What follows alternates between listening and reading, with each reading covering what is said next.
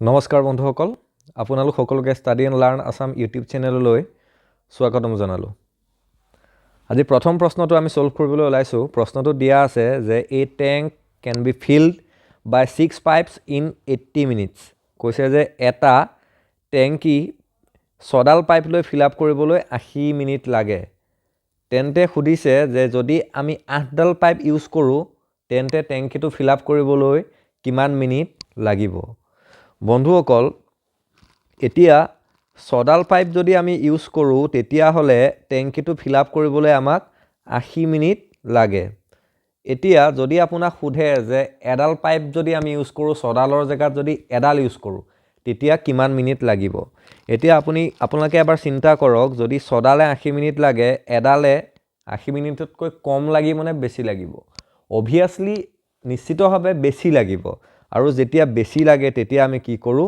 পূৰণ কৰোঁ মানে 6 আৰু 80টো পূৰণ কৰিম অৰ্থাৎ এডাল পাইপে ফিল আপ কৰিবলৈ কিমান সময় লাগিব 6 পূৰণ 80 মিনিট এতিয়া আমাক প্ৰশ্নত সুধিছে যে 8ডাল পাইপে যদি ফিল আপ কৰে তেন্তে কিমান মিনিট লাগিব এতিয়া আপুনি এবাৰ চিন্তা কৰক এডাল পাইপে যদি ফিল আপ কৰিবলৈ ধৰি লওক 30 মিনিট লাগে ধৰি লওক তেতিয়াহ'লে 8ডাল পাইপে 30 মিনিটতকৈ বেছি লাগিব নে কম লাগিব অবভিয়াসলি কম সময় লাগিব কিন্তু 8ডালে এডালতকৈ বেছি পানী দিব ট্যাঙ্কিটোত আৰু যেতিয়া কম লাগে তেতিয়া আমি কি কৰোঁ বন্ধুসকল ডিভাইড কৰোঁ মানে হৰণ কৰোঁ এতিয়া আমাক প্ৰশ্নত সুধিছে যে 8ডালে কিমান সময় লাগে তেতিয়া আমি কি কৰিম 6 * 80 ক আমি 8ৰে হৰণ কৰিলোঁ এতিয়া আমি 80 ক যেতিয়া 8ৰে হৰণ কৰিম থাকিব 10 আৰু 10 আৰু 6 যেতিয়া পূৰণ কৰিম আমি কিমান পাম বন্ধুসকল 60 অৰ্থাৎ 60 মিনিট অৰ্থাৎ 60 মিনিট আমাৰ উত্তৰটো হ'ব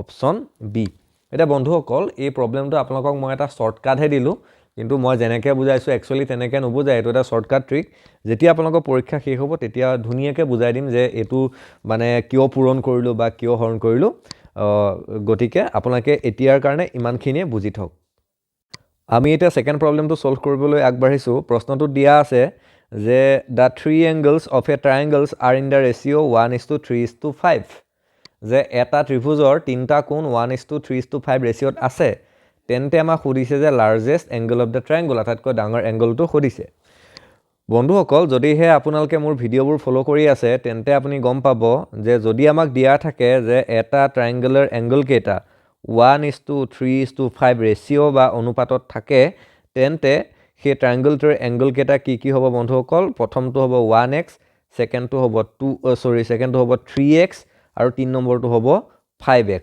য'ত x টো এটা কি বন্ধুসকল ইয়াত x টো এটা ৰিয়েল নাম্বাৰ বা বাস্তৱ সংখ্যা আৰু ইয়াত আমি x ৰ ভ্যালু উলিয়াব লাগিব x ৰ ভ্যালু উলিয়ালে আমি আটাইতকৈ ডাঙৰ এংগলটোৰ ভ্যালু গম পাম এটা x ৰ ভ্যালু কেনেকৈ উলিয়াম কিয়নো বন্ধুসকল আমি জানো যে এটা ট্ৰায়াংগল বা ত্ৰিভুজৰ তিনটা এংগলৰ সাম কি হয় সদায় 180 ডিগ্ৰী হয় আৰু ইয়াত এংগল কেটা 1x 3x আৰু 5x এতিয়া আমি কি কৰিব লাগিব 1x + 3x + 5x যোগ কৰিলো আমি কিমান পালো ইয়াৰ ভ্যালুটো 180 ডিগ্ৰী এতিয়া যেতিয়া আপুনি এই তিনটা যোগ কৰিব কিমান পাব 5 + 3 মানে 8 8 + 1 মানে 9 মানে 9x = 180 ডিগ্ৰী গতিকে x মানে কিমান হ'ব বন্ধুসকল 180/9 তাৰ মানে কিমান হ'ব 20 ডিগ্ৰী গতিকে আমাক সুধিছে যে আটাইতকৈ ডাঙৰ এংগলটো এতিয়া 1x 3x আৰু 5x ইয়াৰ মাজত আটাইতকৈ ডাঙৰ কোনটো অবভিয়াসলি 5x কিয়নো 5 টো 3 আৰু 1 তকৈ ডাঙৰ গতিকে ডাঙৰ এংগলটো কি হ'ব বন্ধুসকল 5x আৰু x মানে কি পালো আমি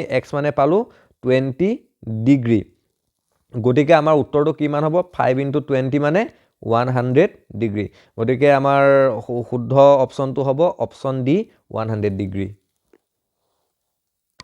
আমি পৰৱৰ্তী প্ৰশ্নটোলৈ আগবাঢ়িছোঁ যে প্ৰশ্নত দিয়া আছে যে দা লিষ্ট নেচাৰেল নাম্বাৰ মানে আটাইতকৈ সৰু নেচাৰেল নাম্বাৰ অৰ্থাৎ স্বাভাৱিক সংখ্যাটো সুধিছে আৰু আমাক তাৰ বিষয়ে ইনফৰমেশ্যন কি দিয়া আছে চাব when divided by 2 gives remainder 1 মানে সংখ্যাটোক যেতিয়া আমি 2 ৰে হৰণ কৰোঁ তেতিয়া ৰিমাইন্ডাৰ বা ভাগশেষ পাওঁ 1 when divided by 3 gives remainder 2 যেতিয়া সংখ্যাটোক 3 ৰে হৰণ কৰোঁ তেতিয়া ভাগশেষ পাওঁ 2 আৰু যেতিয়া when divided by 4 gives remainder 3 মানে যেতিয়া 4 ৰে হৰণ কৰোঁ তেতিয়া ভাগশেষ পাওঁ 3 আৰু এই তিনটা কন্ডিশন স্যাটিসফাই কৰা আটাইতকৈ সৰু নেচাৰেল নাম্বাৰটো সুধিছে এই তিনিটা কণ্ডিশ্যন ছেটিছফাই কৰা নেচাৰেল নাম্বাৰ বহুত আছে, আটাইতকৈ সৰুটো সুধিছে।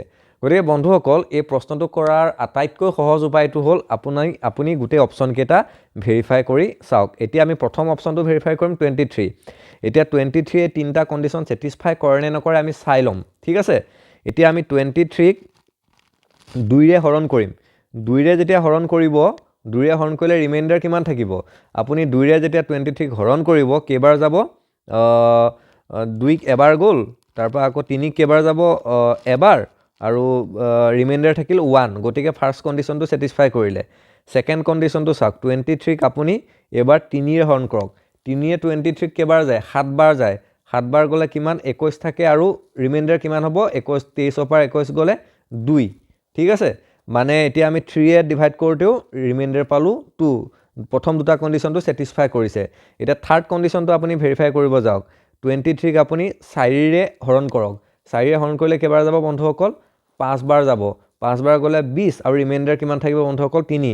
মানে 23য়ে এই তিনিটা কণ্ডিশ্যন ছেটিছফাই কৰে, কিন্তু উত্তৰটো 23 হয়নে নহয় তাৰ বাবে আমি ৱেইট কৰিব লাগিব, কিয়নো আমাক আটাইতকৈ সৰু নেচাৰেল নাম্বাৰটো দিছে। গতিকে 23টো হ'বও পাৰে নহ'বও পাৰে, ঠিক আছে। এতিয়া আমি 17টো চাওঁগৈ। এতিয়া আপুনি যেতিয়া 17ক 2ৰে হৰণ কৰিব, 2ৰে হৰণ কৰিলে ইয়াত যাব 16, ৰিমাইণ্ডাৰ 1 থাকিব। আকৌ আপুনি 17টোক এবাৰ কিহেৰে ডিভাইড কৰক? 3ৰে ডিভাইড কৰক। 3ৰে ডিভাইড কৰিলে কেইবাৰ যাব? 5 বাৰ যায়। 5 বাৰ গ'লে 15 থাকে, আৰু ৰিমাইণ্ডাৰ কিমান থাকে? 2। ছেকেণ্ড কণ্ডিশ্যনটো ছেটিছফাই কৰিলে। এতিয়া থাৰ্ড কণ্ডিশ্যনটো চাওক। 17ক আপুনি 4ৰে হৰণ কৰক। 4ৰে হৰণ কৰিলে কেইবাৰ যাব? 4 বাৰ। ইয়াত থাকিল 16, ৰিমাইণ্ডাৰ 1। মানে এই 3 নম্বৰ কণ্ডিশ্যনটো ছেটিছফাই কৰা নাই। চাওক, 4ৰে ডিভাইড কৰিলে ৰিমাইণ্ডাৰ 3 থাকিব লাগিব। গতিকে 17টো আমাৰ উত্তৰ হ'বই নোৱাৰে। এতিয়া আমি 31টো চাওঁ। 31ক যেতিয়া আপুনি 2ৰে ডিভাইড কৰিব, 2ৰে 15 বাৰ গ'ল, আৰু ইয়াত থাকিলে কিমান? 30, ৰিমাইণ্ডাৰ থাকিল 1। মানে ফাৰ্ষ্ট কণ্ডিশ্যনটো ছেটিছফাই কৰিলে। আপুনি ছেকেণ্ড কণ্ডিশ্যনটো চাওক। 31ক আপুনি 3ৰে ডিভাইড কৰক। 3ৰে ডিভাইড কৰিলে কেইবাৰ যাব? 10 বাৰ।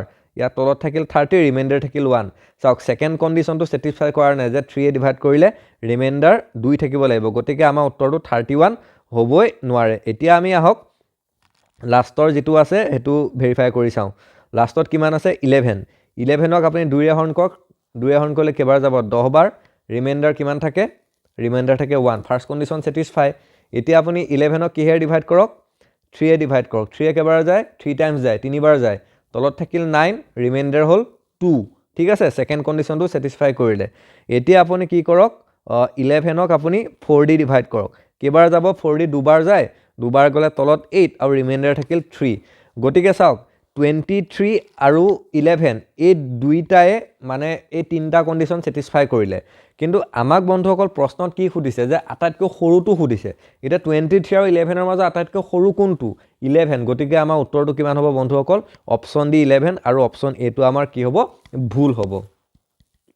আমি আজিৰ ভিডিঅ'ৰ শেষৰ প্ৰশ্নটোলৈ আগবাঢ়িছোঁ। প্ৰশ্নটোত দিয়া আছে যে the population of a town increases at the rate of 10% every year. কোৱা হৈছে যে এখন চহৰৰ জনসংখ্যা প্ৰতি বছৰে 10%কৈ বাঢ়ে। ইয়াৰ পিছত দিয়া আছে যে present population of the town is 10,000। আমাক দিয়া আছে যে চহৰখনৰ বৰ্তমান জনসংখ্যা 10,000। আমাক প্ৰশ্নত সুধিছে যে 3 বছৰ পিছত যে after 3 years the population of the town would be. 3 বছৰ পিছত যে চহৰখনৰ জনসংখ্যা কিমান হ'ব? আমাক ইয়াত 4টা অপশ্যন দিয়া আছে। এতিয়া বন্ধুসকল আমাক প্ৰশ্নত দিয়া আছে যে চহৰখনৰ বৰ্তমান জনসংখ্যা হ'ল 10,000 জন, ঠিক আছে, 10,000। আৰু প্ৰশ্নত দিয়া আছে যে প্ৰতি বছৰ 10%কৈ পপুলেশ্যন ইনক্ৰিজ হয়, অৰ্থাৎ বাঢ়ে। এতিয়া আপোনালোকে কওকচোন অহা বছৰলৈ জনসংখ্যা কিমান হ'ব? আজিৰ তাৰিখত জনসংখ্যা 10,000, অহা বছৰলৈ কিমান হ'ব? 10,000ৰ 10% বাঢ়ি যাব। এতিয়া 10,000 10% বুলি যদি সোধে ইয়াৰ উত্তৰটো কি হ'ব? এতিয়া 10% মানে হ'ল 110, আৰু 10,000 10% বুলি ক'লে আমি ইয়াৰ লগত 10,000 পূৰণ কৰিব লাগিব। আমি 0 0 কেঞ্চেল আউট কৰিলোঁ, ওপৰত থাকিল 10 × 100 মানে 1000। অহা বছৰলৈ পপুলেশ্যন কিমান হ'ব? 10,000 + 1,000, ঠিক আছে। 10,000 + 1,000 কৰিলে আপুনি কিমান পাব? 11,000। এতিয়া তাৰ পিছৰ বছৰ পপুলেশ্যন কিমান হ'ব বন্ধুসকল? প্ৰশ্ন দিয়া আছে যে প্ৰতি বছৰে 10% বাঢ়ে।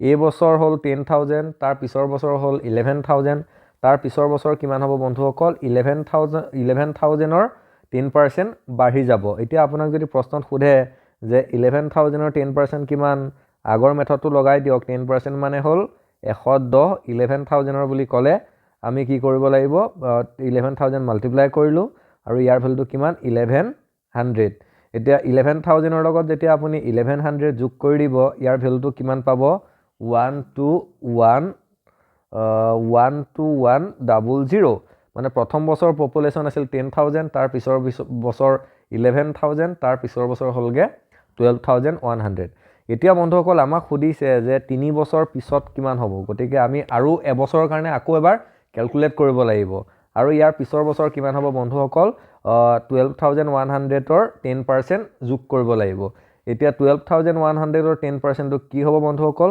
100 হ'ল 10 গতিকে এটো জানিব হলে আমি 12100 মাল্টিপ্লাই কৰিব লাগিব পূৰণ কৰিলো আমি কিমান পালো 1210 গতিকে আপুনি যেতিয়া 12100 লগত 1210 যোগ কৰিব তেতিয়া তাৰ ভ্যালুটো কিমান পাব বন্ধুসকল 13310 পাব আৰু গতিকে আমাৰ উত্তৰটো কিমান হ'ব বন্ধুসকল অপচন এ 13310